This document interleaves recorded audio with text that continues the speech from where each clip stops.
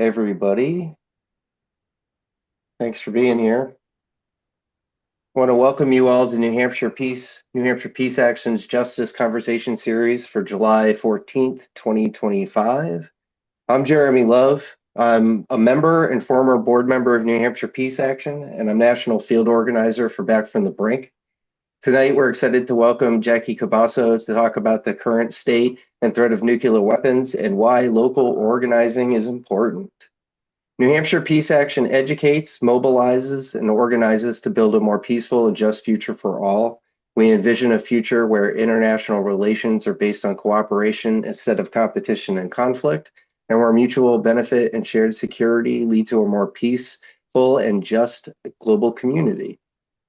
In the spirit of understanding and respect, we'd like to take a moment now to acknowledge that we're doing our work here in New Hampshire on the traditional ancestral homeland of the Abenaki, Pennacook, and Wabanaki peoples past and present.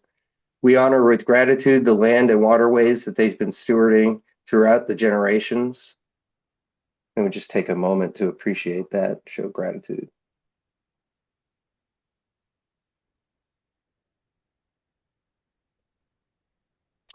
And a quick reminder of Zoom guidelines. We're happy to have you keep your video on so we can see your faces and feel connected. We will keep your audio muted for now. You can use chat to share reactions and ask questions that we'll get to in the second half of the program. And we'll also call on folks to speak later on too, if you felt so inclined. So now let me introduce tonight's presenter and program. In these turbulent times, it can feel the world is spiraling into chaos. We're faced with threats of war, environmental devastation, and the ever-present shadow of nuclear weapons. These weapons symbolize a worldview that prioritizes power, fear, and destruction over love, cooperation, and peace. But Buddhism teaches us about the interconnectedness of all beings. The actions we take, no matter how small, ripple through the world. This is why local actions matter. We do this in our communities, whether it's speaking out, organizing, or educating, creating waves of change far beyond our immediate surroundings. Each of us has the power to shift the course of history by taking steps towards peace, grounded in compassion and a collective desire for a world free from the threat of nuclear war. Tonight, we'll hear from someone who's been at the forefront of this work for over 4 decades, fighting for nuclear disarmament and peace on local, national, and international levels. It's my honor to introduce Jackie Cabasso. Jackie's dedicated over 40 years to nuclear disarmament, peace, and social justice advocacy. She serves as the executive director of the Western States Legal Foundation in Oakland, California, and was a founding member of Abolition 2000 Global Network to eliminate nuclear weapons. Jackie is also the North American coordinator of Mayors for Peace, a National Co-convener of United for Peace and Justice, and serves on the steering committee of Back from the Brink. Jackie's work has been instrumental in shaping the global push for nuclear abolition, and tonight she'll share her thoughts with us. Please join me in welcoming Jackie. Jackie, thanks for making time for us tonight. Thank you so much for inviting me, and I'm delighted to have this opportunity. So, as we approach the 80th anniversaries of the U.S. atomic bombings of Hiroshima and Nagasaki, I'd like to open with some quotes that reflect the historical realities of the bombings and the current global crisis. The mayor of Hiroshima in 1995, Takashi Hiraoka, testified before the International Court of Justice in its 1995 hearings on the legal status of nuclear weapons under international law. Quote, "History is written by the victors. Thus, the heinous massacre that was Hiroshima has been handed down to us as a perfectly justified act of war. As a result, for over 50 years, we have never directly confronted the full implications of this terrifying act for the future of the human race." In contrast, here's what the United States representative told the court, quote, "We believe the policy of nuclear deterrence has saved many millions of lives from the scourge of war during the past 50 years. In this special sense, nuclear weapons have been used defensively every day for over half a century to preserve the peace." During the recent NATO summit in The Hague, Donald Trump told reporters that the U.S. attack on Iran's 3 nuclear facilities were, quote, "essentially the same thing as the attacks on Japan 80 years prior." According to Trump, quote, that ended that war and this ended this war. Here's how the current mayor of Hiroshima, Kazumi Matsui, responded, quote, it seems to me that he does not fully understand the reality of atomic bombings, which, if used, take the lives of many innocent citizens, regardless of whether they were friend or foe, and threaten the survival of the human race. I wish that President Trump would visit the bombed area to see the reality of the atomic bombing and feel the spirit of Hiroshima, and then make statements. Survivors from the 1945 atomic bombing took offense at Trump's comments and gathered at the Hiroshima Peace Memorial to protest his remarks. There's another 80th anniversary which connects the past and the present that we should remember and reflect on. Before dropping atomic bombs on Hiroshima and Nagasaki, the United States government bombed New Mexico. On July 16, 1945, it conducted the very first test explosion of a nuclear weapon at the White Sands Proving Ground in New Mexico as part of the Manhattan Project. The test was of a plutonium bomb of the same design as the Fat Man bomb detonated over Nagasaki less than a month later. The U.S. government for decades claimed that the test bomb was detonated in an uninhabited area. Residents in the surrounding regions were not warned in advance, and they were told afterwards that there had been an ammunition magazine explosion containing a considerable amount of high explosives and pyrotechnics. They didn't learn the truth until after Hiroshima and Nagasaki had been devastated by U.S. atomic bombs. No one knew how powerful the actual test blast would be, but radiation landed on vegetables and cattle and contaminated the water supply, and hundreds of thousands of people were exposed to radioactive fallout. The radioactive cloud moved across a region 100 miles long and 30 miles wide, quote, dropping its trail of fission products, quote, the entire way, according to a 2010 report by the Centers for Disease Control and Prevention. 19 counties in New Mexico were in the downwind area, including 78 larger towns and cities and dozens of ranches and pueblos. The CDC study found that radiation levels near homes in some hot spots after the test had reached almost 10,000 times what is currently allowed in public areas, and that northeast of the test site, visible radioactive particles settled in a white mist in ravines above grazing cattle. Chillingly, in 2019, Kathleen Tucker and Robert Alvarez wrote, quote, evidence collected by the New Mexico Health Department but ignored for some 70 years shows an unusually high rate of infant mortality in New Mexico counties downwind from the explosion and raises a serious question whether or not the first victims of the first atomic explosion might have been American children, end quote. In the years after the Trinity test, people living in nearby counties began to report health issues. Diseases such as heart disease, leukemia, and other cancers appeared in families who had no prior history. People who reported these incidents became known as downwinders because they lived near or downwind from the test site. Founded in 2005, the Tularosa Basin Downwinders Consortium states that they were unknowingly exposed to radiation from fallout, resulting in illness, emotional, and financial distress and death. The group had been pursuing recognition under the 1990 Radiation Exposure Compensation Act, or RECA.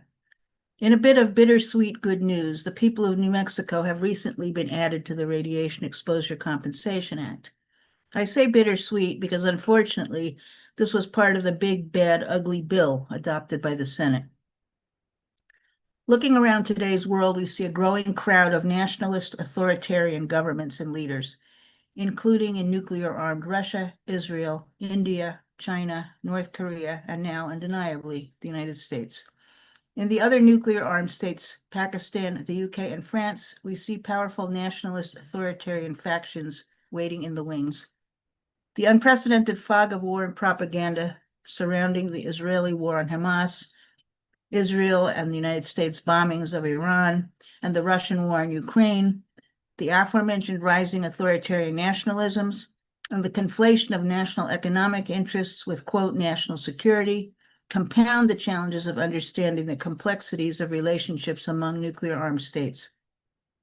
Finding real information about Trump's nuclear weapons intentions has been like looking for the proverbial needle in the haystack. Only in this case, the haystack is more like a tumbleweed on fire that's being blown across the desert at high speed. Every day since his coronation, Trump has assaulted us with a tsunami of confusing, frightening, and often contradictory rhetoric, accompanied by a blizzard of legally questionable, to be polite, executive orders. Very few of his rants or executive orders mention nuclear weapons.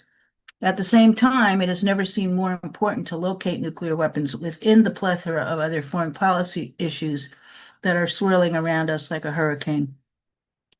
Some have attached significance to Trump's casual remarks at a February 13th press conference, where he said he would like to lead changes in military spending and denuclearization with China and Russia. Quote, "There's no reason for us to be building brand new nuclear weapons," he said. "We already have so many you could destroy the world 50 times over, 100 times over. And here we are building new nuclear weapons, and they're building new nuclear weapons, and China's trying to catch up." But he said those conversations would only happen when things, quote, "calm down a little bit." However, it is well documented that Donald Trump is a pathological liar, as well as an unhinged, delusional, narcissistic, racist, fascist, xenophobic, transphobic, unprincipled misogynist. I've seen it said that even he doesn't know when he's lying. Remember that it was Trump during his first term who pulled the US out of the Iran nuclear deal. On February 4th of this year, Trump signed a national security presidential memorandum, quote, "restoring maximum pressure on the government of the Islamic Republic of Iran, denying Iran all paths to a nuclear weapon, and countering Iran's malign influence abroad." Upon signing, Trump said that he wants to work out a deal with Iran so everyone, quote, "can live together." But when asked about an alleged plot by Iranian proxies to assassinate him, Trump responded, quote, "That would be a terrible thing for them to do. Not because of me. If they did that, they would get obliterated. That would be the end. I've left instructions. If they do it, they get obliterated. There won't be anything left," end quote.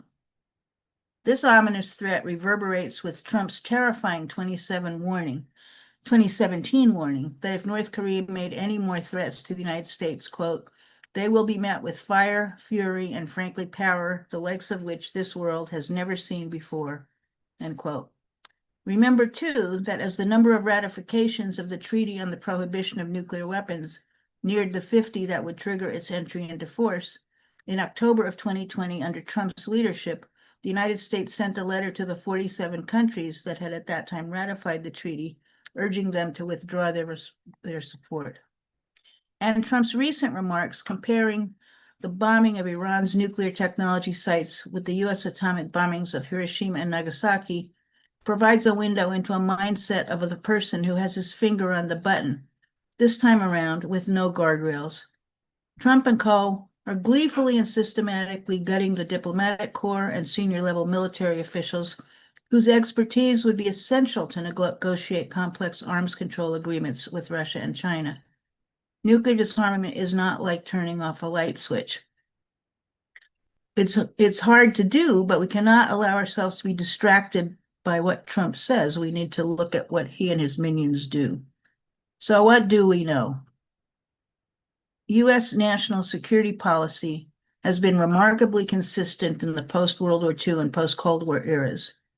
Deterrence, the threatened use of nuclear weapons, has been reaffirmed as the cornerstone of U.S. national security by every president, Republican or Democrat, since 1945, when President Harry Truman, a Democrat, oversaw the atomic bombings of Hiroshima and Nagasaki. Unfortunately, Russia and other aspiring superpowers have increasingly modeled their own national security policies, as well as their economies, on the U.S. model.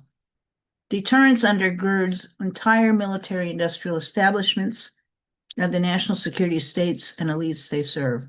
It is an ideology which has outlived its Cold War origins and is used by nuclear-armed states to justify the perpetual possession and threatened use, including first use of nuclear weapons. What does nuclear deterrence mean? The Latin root of the word deterrence means to frighten away, to fill with fear. In other words, to threaten.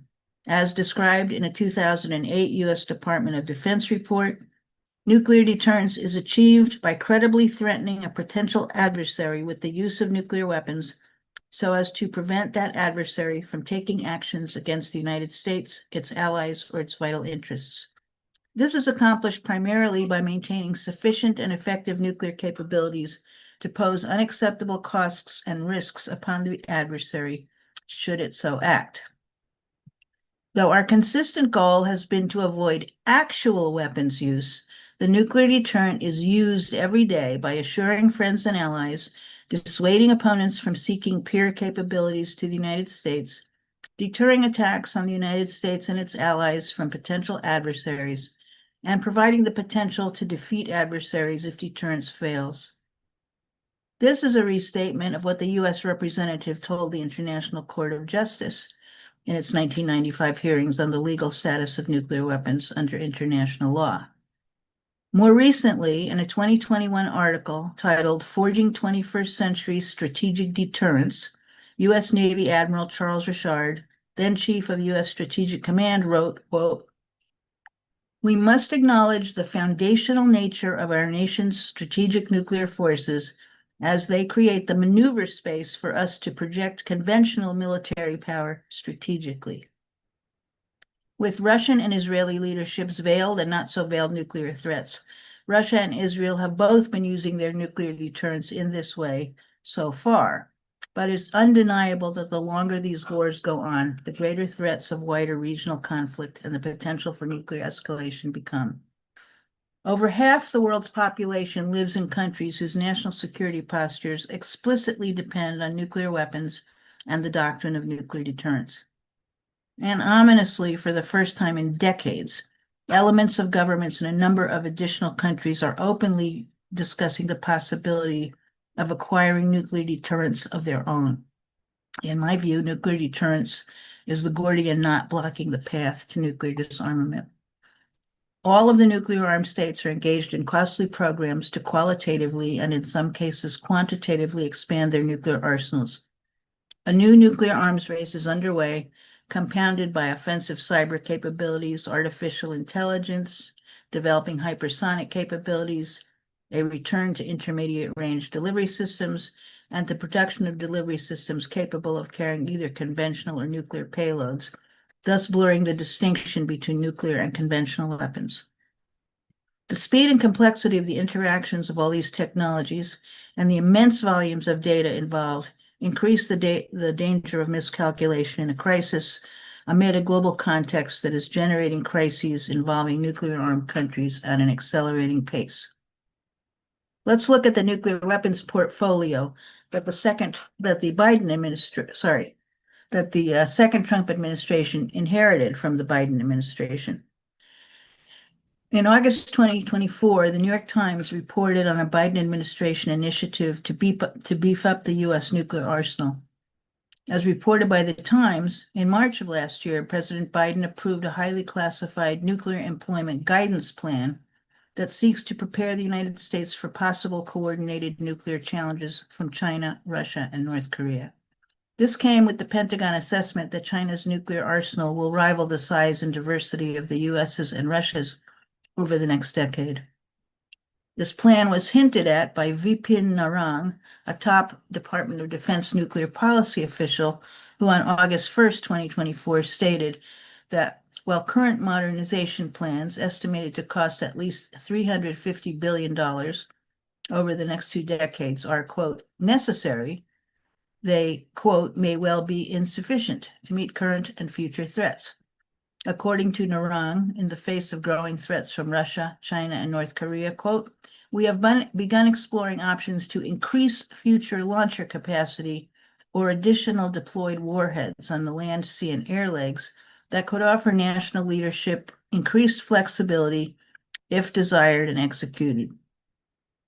According to the then head of the National Nuclear Security Administration, Jill Ruby, the U.S. is launching a new nuclear arms race to catch up with and outsmart Russia and China. Quote, we now have 7 systems that should be developed and put into production by the mid-2030s.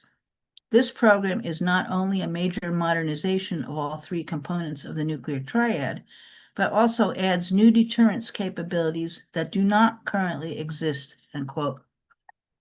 President Biden signed an $850 billion defense authorization bill for fiscal year 2025 on December 23rd of last year.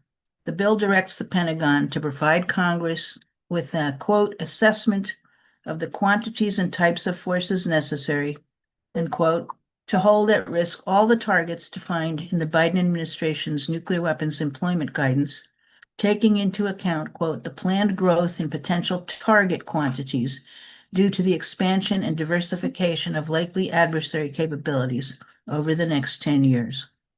The second Trump regime's likely nuclear policy is spelled out in a manifesto by Project 2025, a coalition of far-right groups led by the Heritage Foundation.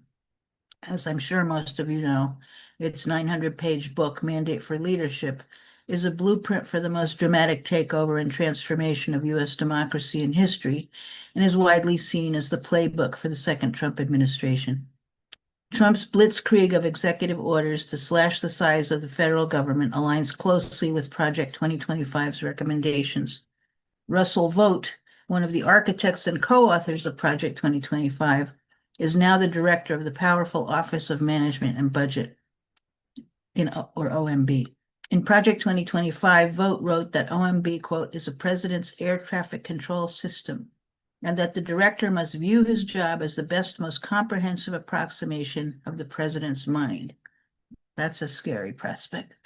Project 2025 proposes that a second Trump administration prioritize nuclear weapons programs over other security programs, accelerate the development and production of all nuclear weapons programs, increase funding for the development and production of new and modernized nuclear warheads, and prepare to test new weapons. Separately, Robert O'Brien, an ex-advisor to former President Trump, has written that in order to counter China and Russia's continued investment in their nuclear arsenals, the U.S. should resume nuclear testing. On January 27th, Trump issued an executive order titled Iron Dome for America, requiring the Pentagon to develop a plan for a hugely ambitious and expensive multi-layered homeland missile defense system underpinned by both space-based sensors and interceptors. Among other things, the order calls for development and deployment of, quote, proliferated space-based interceptors stationed in orbit that can defeat ballistic missiles during the boost stage of flight, a centerpiece of Reagan's Star Wars project. Worth noting, the order states that even with this overwhelming missile defense capability in place, quote, the United States will guarantee its secure second strike capability, end quote. Trump's Iron Dome project, now called Golden Dome, could be the subject of an entire seminar, but I will point out just two things.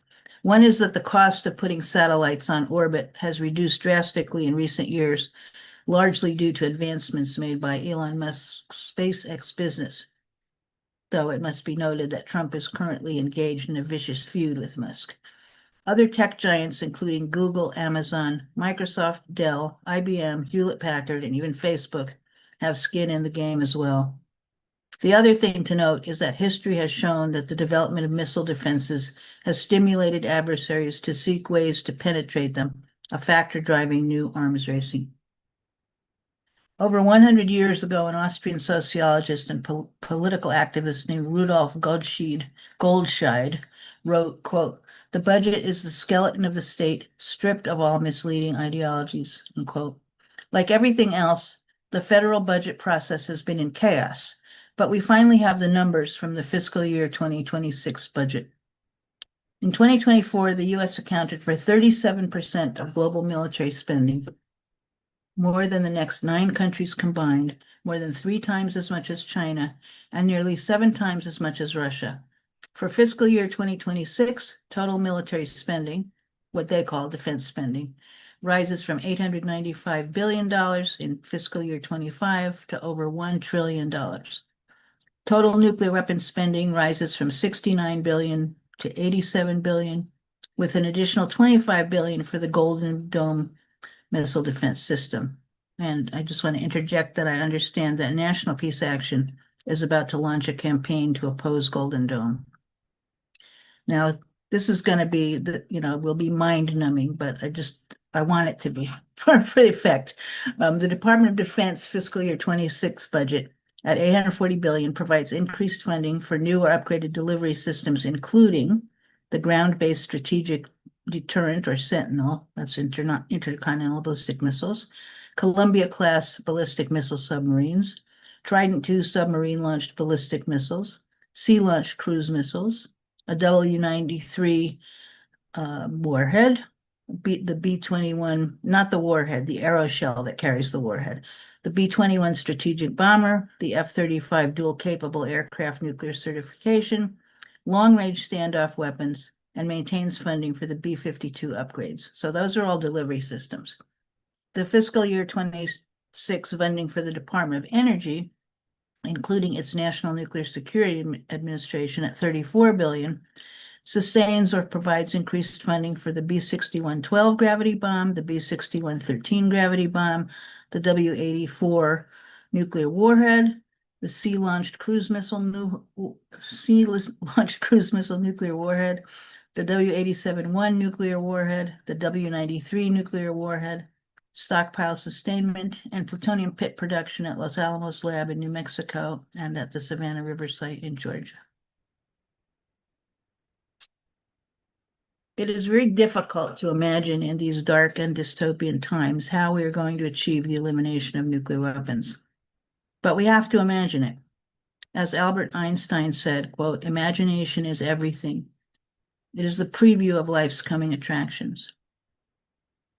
As Matt Korda with the Federation of American Scientists had noted, people should be aware of the fact that countries are planning on maintaining nuclear weapons for the next 60, 70, 80 years. They're planning on keeping nuclear weapons around longer than many of us are going to be alive. And as Daniel Ellsberg reminded us, what is missing is the recognition that what is being discussed is dizzyingly insane and immoral. We must find a way to fundamentally challenge the dominant paradigm of national security through military might at any cost.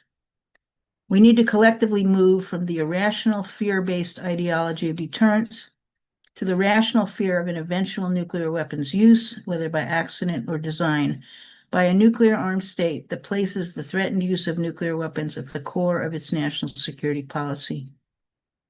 We also need to stimulate a rational hope that security can be redefined in humanitarian and ecologically sustainable terms that will lead to the elimination of nuclear weapons and dramatic demilitarization. As is recognized in the 1945 Constitution of the United Nations Educational, Scientific, and Cultural Organization, quote, "Since wars begin in the minds of men, it is in the minds of men that the defenses of peace must be constructed." And I believe that this process must take place from the bottom up. As Gandhi observed, the moral to be legitimately drawn from the supreme tragedy of the bomb is that it will not be destroyed by counter-bombs, even as violence cannot be by counter-violence. Mankind has to get out of violence only through nonviolence. Hatred can be overcome only by love. Counter-hatred only increases the surface as well as the depth of hatred. And he explained how social transformation will come from the bottom up. Quote, "We have to make truth and nonviolence not matters for mere individual practice, but for practice by groups and communities and nations. Before general disarmament commences, some nation will have to dare to disarm herself and take large risks. The level of nonviolence in that nation, if that event happily comes to pass, will naturally have risen so high as to command universal respect. Her judgment will be unerring, her decisions firm, her capacity for heroic self-sacrifice will be great, and she will want to live as much for other nations as for herself." In a society that is dominated by violence at every level, I submit that nonviolence is hope, because nonviolence is the belief that change is possible. So now I will turn more informally to why grassroots organizing matters and how individuals and communities can get involved. And I think why it matters has just been explained much more eloquently by Gandhi than I could say it, especially in the circumstances we're now facing. We have no choice but to organize from the bottom up, and that means talking to other people and making them and helping them to understand how serious the situation and organizing our powers so that we can eventually influence policy at the top. So I'll talk about a little bit about Back from the Brink and a little bit about Mayors for Peace before opening up for questions. Okay, so probably most of you know that Back from the Brink is a U.S. grassroots coalition of individuals, organizations, and elected officials working together in a multi-year campaign to rid the world of nuclear weapons and secure a set of common sense U.S. nuclear weapons policies to make the world safer, healthier, and more just. Back from the Brink is a collaborative effort designed to not be owned by any single individual or organization. Our core objective is to build a diverse and politically powerful nuclear disarmament constituency in order to drive bold policy changes. We organize at the local and state levels and provide a platform and community for any individual, organization, or elected official to get involved and make a difference. Our organizing approach is also intersectional. We find ways to connect our advocacy for nuclear abolition with other related economic, social, racial, and climate justice struggles. The Back from the Brink platform calls on the United States to lead a global effort to prevent nuclear war by pursuing a verifiable agreement among nuclear armed states to eliminate their nuclear arsenals, renouncing the option of using nuclear weapons first, ending the sole unchecked authority of any U.S. president to launch a nuclear attack, taking U.S. nuclear weapons off hair trigger alert, and canceling the plan to replace the entire U.S. nuclear arsenal with enhanced weapons. Back from the Brink has been endorsed by over 400 organizations and hundreds of local, regional, and state officials. Back from the Brink resolutions have been adopted by over 80 municipalities and state legislatures in California, Maine, New Jersey, Oregon, and Rhode Island. HRES 317, introduced by Representative Jim McGovern this year, is titled Urging the United States to Lead the World Back from the Brink of Nuclear War and Halt and Reverse the Nuclear Arms Race. And it encompasses the entire Back from the Brink platform. It currently has 25 co-sponsors. Back from the Brink at present has 23 local or regional organizing hubs, including one in New Hampshire. And if you're not already a member, I encourage you to join because that's where you'll find other people to work with and the tools that you need. And if you're interested in that, please contact Jeremy Love, who also is active with Peace Action. Back from the Brink is currently well into a campaign, 80 days of action, education, and advocacy, leading to the 80th anniversaries of the U.S. atomic bombings of Hiroshima and Nagasaki. You can find a list of action suggestions on the Back from the Brink website. Now, Mayors for Peace was founded in 1988 and is led by the mayors of Hiroshima and Nagasaki. Mayors for Peace was founded during the United Nations Second Special Session on Disarmament, which is the time when 1 million people gathered in Central Park to call for the elimination of nuclear weapons. So Mayors for Peace today is working for a world without nuclear weapons, safe and resilient cities, and a culture of peace in which peace is a priority for every individual. As of July 1st, 2025, Mayors for Peace has grown to 8,497 cities in 166 countries and territories. In the U.S., Mayors for Peace works closely with the Back from the Brink campaign, and for the 20th consecutive year, the United States Conference of Mayors adopted a bold new Mayors for Peace resolution at its recent annual meeting. That resolution is titled Urging the United States to Lead the World Back from the Brink of Nuclear War and Halt and Reverse the Nuclear Arms Race. If that sounds familiar, it's because it's the same as the title of HRES 317, and this resolution incorporates the Back from the Brink platform and all the provisions of HRES 317, as well as the conference calls on the administration and Congress to cut increases in military and nuclear weapons spending and to restore funding for programs that are critical to American cities, including the Community Development Block Grant Program and the Home Investment Partnership Program, and to preserve and strengthen Medicaid as a matter of public safety. And it also urges all members of the U.S. Conference of Mayors to join Mayors for Peace to help the organization meet its goal of 10,000 members. Now, let me just step back a bit and explain that the U.S. Conference of Mayors is the official national nonpartisan association of cities with populations over 30,000. And there are about 1,400 member cities. So one of the things I would like to ask you all to help with is recruiting mayors, because we are hoping to get to 10,000 members as soon as possible.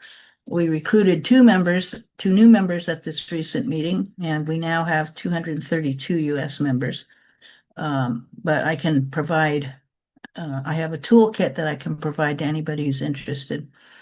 On June 27th, at the international level, Mayors for Peace issued a joint appeal in response to the ongoing Russian invasion of Ukraine and the worsening situation in the Middle East involving the conflict between Israel and Palestine and recent military confrontation between Israel and Iran. And it says, Mayors for Peace, a global network of local government leaders committed to protecting the safety and security of their citizens, strongly demands that international disputes be resolved by diplomatic efforts through dialogue so that peace can prevail in our daily lives. And Mayors for Peace will be holding its every 4-year general conference in Nagasaki in August, where it is also continuing to develop its intersectional approach with a growing focus on creating a culture of peace. And I wrote an op-ed about the U.S. Conference of Mayors resolution, and I will put that link in the chat. And I think at this point, we can open it up for Q&A. Thank you so much, Jackie. I'm really taken aback by your analysis. I mean, I'm fortunate enough to be like a close colleague with yours, so I get this analysis, like and hear it. But I'm really grateful that you were able to provide it for everybody else on the call. It was wonderful and also at the same time really sobering. So let's open it up for questions. I see Louise's hand. So Louise, the floor. Ooh, how does unmuting work, Amy? I think I did it. Yeah, I did. Okay. Oh, good. I was really glad to hear Jackie talking about like just talking to people about nuclear weapons. I think that that's one of the things that's really, really hard to do, but that it just instead of like emailing people or having webinars and stuff, I mean, I just think about all the people I know who are smart and reasonable and everything, and they have no clue about what's going on with this. And so I was listening to Ira Helfand the other day, and he was talking about the thing to do is to talk to people. I mean, to like try to like figure out a way to get through to people who are really, really frightened. And that's one of the reasons why they're not dealing with this horribleness. But if we don't deal with it, then that's going to be the end. But I think that this was a really terrific discussion, and it brought a lot of things to the fore in a way that are useful, and it's the intersectional part is great too. So anyway, I just want to say thank you. But let me comment on the intersectional part. I think that a difference between now and 1982 is that we will never have another single issue movement like we had in the 1980s. And we need to think of this as a multi-issue movement because all these issues are profoundly connected at the systemic core. And the best thinking on this that I'm aware of and action is the Poor People's Campaign, a national call for moral revival, which has picked up Martin Luther King's unfinished business. And when a year before he was assassinated, he gave a speech in which he said that he identified the triple evils of systemic racism, systemic poverty, and militarism. And they have picked that up and added to those three environmental devastation and a distorted moral narrative that blames poor people for their own poverty. And those things are woven together in one moral fusion campaign, which by its nature means sort of one all for one for all, that if you're in it, you're going to be standing up for the least of us, the poorest and most impacted.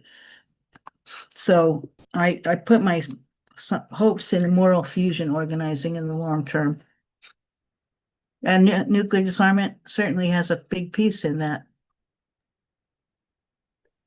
Thanks, Jackie. Luis, thanks for your question. I'd just add that, if you're looking for a place to direct the fear that you feel, let it be towards concrete things that you can do in your community. And really, this is just a plea for folks to be involved with the Back from the Brink Hub in New Hampshire. Folks that care about this issue and want to do actual meaningful things that move the needle on this issue, that's the best way to do it. Not that I'm in the habit of correcting Jackie, but this is actually a good correction to make. We actually have 26 Back from the Brink subs across the United States now. We just had our newest one start in DC just last week. And, the New Hampshire hub, I've been trying to do my best to lead it. But I also serve as the national field organizer for the national campaign. So my capacity and bandwidth is always kind of being stretched to its limits. And I'm just really making a call out to folks to be more involved with, sort of this specific issue in New Hampshire. So I put my email address in the chat, and I'll put it in again in a minute. And if you want to be involved with the hub and do sort of directed work on anti-nuclear weapon stuff in New Hampshire, I'm the person to be in touch with. Moji, so I see your hand, but I'm going to pause for a second because there's a question in the chat that I want to read out. So Evelyn posted, do you have any idea how to shake your manager or mayor? And this is in, it's Regina, right? Is how it's pronounced, I think. Is it Regina or Regina? I'm getting nods, which actually aren't helpful in this particular instance. In any case, it's in Canada.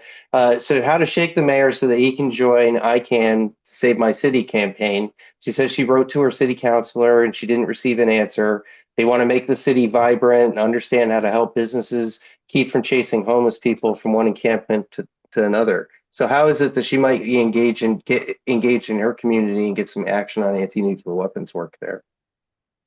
Well, that's a common question everywhere, not just in Canada. That's certainly the case in the United States too. It's very difficult to get through to them. They're dealing with, matters of immediate public safety in their face. They're dealing with budget challenges and all the rest. So I guess I have two suggestions. One is it's best to approach a mayor or a city as a group. So even better to pull together a coalition of local organizations that are going there with a common ask and prepared to argue why this is the case, prepare to show them the U.S. Conference of Mayors resolution, for example, and also to get in touch with perhaps the other Mayors for Peace cities in Canada, which I can help you with that. Montreal is a vice president city, and they do have a dedicated staff person there. Another thing is if you are you in touch with the Canadian, I forget the actual name of it, Canadian Abolition Network? Because if you are, there are people there like Bev DeLong, I don't know if that name rings a bell. The former Canadian Minister of Disarmament, Douglas Roach, is a great advocate, and he might be appealed to intervene. He's in Edmonton. So why don't I put my email in the chat and you can write to me and I'll try to follow up with you. Thank you so much for that, Jackie, and your offer to help. Moji.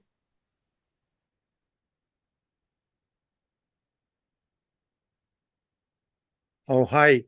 There was a little problem I had with getting the unmute thing going.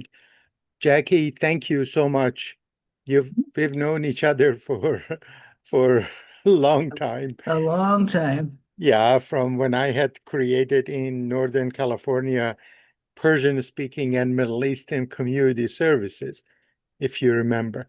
But Mhm. anyhow, thank you so much for talking about the critical role of intersectional collaboration and nonviolence. And those are the terms that are very dear to my heart. And a bunch of folks here in New Hampshire Peace Action know me. I've given a couple of talks here. But what I wanted to talk about is that, and by the way, thank you for Back from the Brink. It's beautiful what you're doing. I am from my hometown in Iran is Natanz, and I'm sure you're familiar with that name, Iran's main enrichment facility. And fortunately, my family did not get vaporized or hopefully not contaminated by nuclear, contamination as a result of the Israeli and the US attacks on the Natanz enrichment facility. What I have been working on in this country is to promote, advocate for what I call intersectional circles or chambers of compassion, to bring together systemically in the same way that corporations systemically collaborate across industry. We, as various tribes of civil society, need to have an entity in each community that doesn't have an agenda of itself, so that it can be a welcoming space for every civil society actor, whether activists, individual activists, or organizations. So I'm going to copy and paste I know you already are on my email list. I'm going to copy and paste your email, and I want to invite you to one of the binational, bilingual sessions that I organize in the context of the peace-seeking Iranian veterans. And I would love to have you, Jackie, as one of our speakers in October. We are filled up until then. So thank you so much. I just wanted to mention that in order to have the critical mass that all of us need, we need to work systemically a lot more effectively together, so that we are not so fragmented. So thank you again. Thank you, Mochi. You. Jackie, I wanted to ask you if you could elaborate a little on the new arms race point that you were making. I happened to come across a news article, I think last week, where I heard whisperings of, I think it was Japan and South Korea. Could you maybe elaborate on that a little Yeah. bit? And then also it's a horrible combination, but I also read, I think in the New York Times, that there were essentially Russian border countries in Western Europe that were talking about landmining up as well. So like reintroducing landmines to protect them from a ground invasion. Yep. So if you had any comments on that. Yeah, it's all bad. The article you're referring to is in the Atlantic. It's a really good article. Basically, Trump's rhetoric and behavior has been so erratic and unpredictable that there are serious doubts in among the leadership in some countries about whether the US would actually defend them in case they were attacked. In the case of South Korea, the concern is based on North Korea's growing nuclear arsenal and belligerency, and also China. And so it is speculated in that article, and it seems plausible to me that if anybody was going to go, any additional country was going to seek a nuclear weapons capability, it would be Korea. But they might be very closely followed by Japan, which has the same concerns. And in the case of Japan, Japan has a huge amount of plutonium that they have reprocessed from their nuclear power, the civilian nuclear waste. And so it is estimated, and this has been true for a long time, that it may take them as little as a month to get a nuclear weapon. Because the United States, this extended deterrent that I talked about is understood by countries that have agreements with the United States that the United States nuclear arsenal will protect them in case they're attacked with nuclear weapons, or will serve to deter other countries with nuclear weapons from attacking them. But the confidence has been seriously shaken, and they are elements in South Korea are talking about it very openly, and in Japan, a little less openly, but it's still being discussed. And there are elements within the government who are trying to amend the Japanese constitution, which prohibits Japan from having nuclear weapons. But it's not just there. It's also, this discussion is happening in Europe as well, because Trump's attitude, his rhetoric, and some of the things he's done have been perceived as so hostile to other NATO members that NATO countries are doubting, in some cases, the U.S. Commitment to Article 5 of the NATO Charter, which is a mutual defense provision. So France, over the years, and most recently, just a few months ago, President of France offered to open a strategic debate with interested European countries to determine if there are new cooperations that might emerge. That would be new cooperations in which the French nuclear arsenal would be extended to cover those other countries. And there are various other discussions about the possibility of a Eurobomb, an independent Eurobomb. And countries that have expressed interest in this include Germany, Poland, Denmark, Lithuania, and Latvia, and also might include the UK, which has, of course, its own independent nuclear weapon.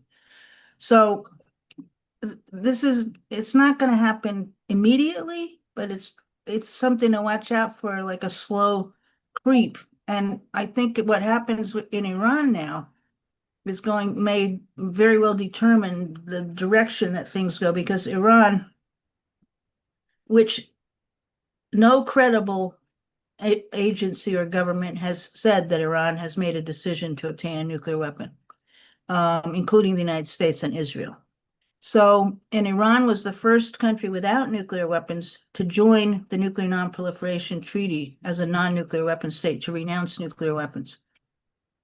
They now have banned the International Atomic Energy Agency from inspecting the facilities, and have at least threatened to withdraw from the NPT. The NPT is already in trouble because in large part because the nuclear armed states are not moving towards disarmament as they are obligated to do.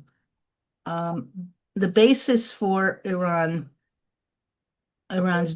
unhappiness with the NPT is that the NPT, in exchange for forswearing nuclear weapons, non-nuclear states are promised an inalienable right to peaceful nuclear technology and assistance with peaceful nuclear technology without discrimination. Well, Iran feels that it has been discriminated against, and that it has been held to higher standards than other countries. And I just heard yesterday from a colleague that 70% of the IAEA's budget in the last year has been dedicated to inspecting and monitoring Iran. So I'm saying all that to say that if Iran does decide to withdraw from the NPT, as North Korea did, then, you know, the credibility of at least the credibility of the non-proliferation part of that treaty is going to really be in doubt. The review conference will be happening next year. I should say, I'm assuming everybody knows this, but civilian nuclear power provides the materials and technology necessary to make bombs. Okay, and that's why the IAEA, there are agreements with the IAEA that countries that have nuclear power also are subject to IAEA inspections. However, that excludes the original 5 members of the NPT who are all nuclear armed states. They do not get IAEA inspections. Now, with respect to the other question, I think Finland is the latest country to announce that it is withdrawing from the Landmines Convention. There are a number of other Eastern European countries that have already done that. Ukraine I believe, has announced that it is going to withdraw. And Sweden is increasing its military budget to the highest level since World War II. So I find all of this very alarming for a couple of reasons. One is that it seems like they're preparing for the possibility of war with Russia. And the second is that it's a further erosion of international law. The credibility and importance of the treaty is being degraded. And the Landmines Convention, the Landmines Ban Treaty, was the model for the Treaty on the Prohibition of Nuclear Weapons. So it doesn't bode well in terms of bolstering the regime for the TPNW either. Very worrying. Yeah, yeah. Well, I really appreciate your analysis, and that brings us up to the top of the hour here.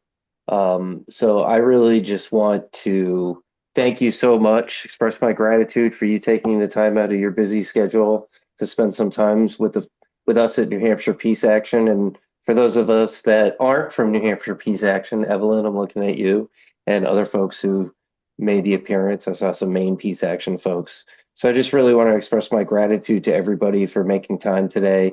And again, if you are in New Hampshire and you want to get involved with, doing some discrete anti-nuclear weapons work, please be in touch with me. And I'm going to put my email again in the chat. Pardon my cat, who has no boundaries. I'm going to put my email in the chat, and you can just follow up with me, or you can always be in touch with somebody at New Hampshire Peace Action about how to get in touch with me. And I'm going to hand it off to Amy to kind of wrap up with some concluding remarks and some housekeeping. Thank you.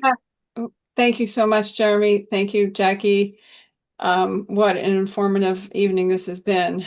Yeah, I have a few things to say. I put some in the chat, but also I'll say aloud that you can keep up with some of the work going on around this at the Back from the Brink website, which is preventnuclearwar.org. Also, we'd love you to keep up with us at New Hampshire Peace Action, which is nhpeaceaction.org. Yeah, I see in the thing I cut and pasted, it has a little extra bit there that shouldn't be there. But that is what it is. This series is free and open to everyone. That said, it is very helpful. It means a lot to us when you do donate and help keep us going. nhpeaceaction.org/donate. Also, let me note that most of our past Monday night programs, of which we've had a lot, we started this series in July 2020, believe it or not. There's a link to our YouTube channel where you can find many of the previous events. So let me just give you a little highlight of what's coming up. First, for those of you living near us, our Ceasefire Now vigils continue. This Wednesday, July 16th, 2 to 3, will be at Representative Pappas's Dover office. The next day, Thursday, July 17th, usually there's a ceasefire vigil from noon to 1 at City Plaza in Concord. The folks are still going to go, but they're going to be part of the Good Trouble Lives On rally, but bringing specifically the message of ceasefire and peace. Then Wednesday, July 23rd, 2 to 3 will be at Senator Shaheen's Dover office. Also note, on Saturday, August 9th, 5 p.m., there will be a Hiroshima and Nagasaki Remembrance Vigil at the Merrimack River, 15 Loudon Road, Concord, New Hampshire. Then moving on to online, our next Peace and Justice conversation, Monday, July 28, 7 to 8 p.m. Eastern Time on Zoom. We'll be watching the film Appreciation, which is about an atomic bomb survivor sharing her story of triumph in the face of tragedy. We'll watch the film, it's only 20 minutes together, and then have a discussion with the filmmakers who will be joining us. And let me also just let you know that Thursday, July 31st, 7 p.m., we're going to have on Zoom a New Hampshire Peace Action Axe night. And we'll take collective action focused on ceasefire and humanitarian aid to Palestine. Thank you so much to everyone for coming, and to our speaker, Jackie Cabasso, and to Jeremy from Back from the Brink, who really got this program, put this program together for us.